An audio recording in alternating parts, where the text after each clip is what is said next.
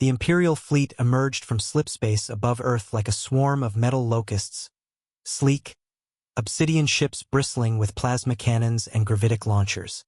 Admiral Cale Threx stood on the command deck of the indomitable Will, confident and calm.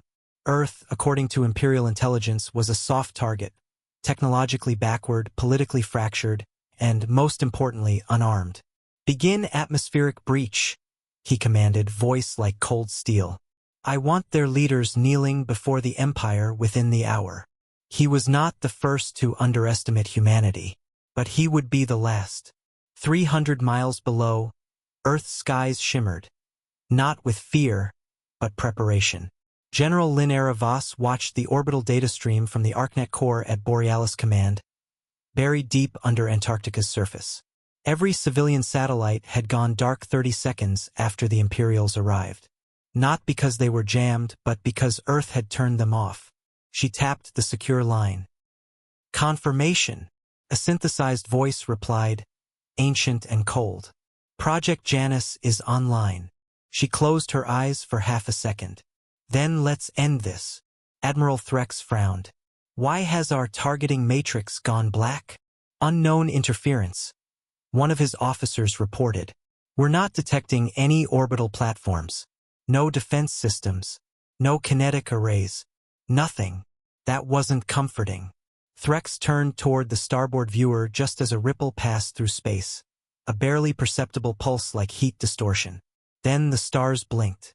1, 2, 3 of his forward ships just vanished. "Did they cloak? Malfunction?" he barked. "No, sir," came the shaken reply. "They're gone. Erased." In the hidden control room beneath the Pacific, Project Janus unfolded its wings. It wasn't a missile. It wasn't a ship. The indomitable Will shuddered violently. Systems failed. Lights flickered. One by one, ships in the fleet began to implode, not from explosions but from internal compression. Like space itself had changed its mind about their existence. Threx shouted into the void. "This is not possible. We are the Empire." But Janus wasn't listening.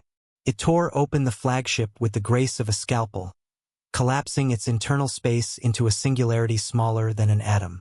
Then it let go. The ship blinked out of reality. It took 6 minutes from the Empire's arrival to the end of their presence. But Earth had done it in 5. Silence returned to orbit. Where once 117 warships had floated, only ash and warped echoes remained. Back underground, General Voss sipped her tea. "Status: 0 survivors," replied the technician. "Not even debris reaching the surface." Janus operated with surgical precision. She exhaled through her nose. "File a diplomatic echo. Message: Earth is not open for conquest." "Yes, General." A week later, a meeting of the Galactic Council convened in emergency session. Ambassadors trembled. Some demanded explanations. Others demanded Earth's destruction. But most stayed silent, because the data was clear. The Empire had not just lost.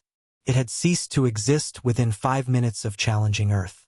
The humans had warned them centuries ago. "We are not a threat, but we are prepared." They just never said how much. And now everyone knew.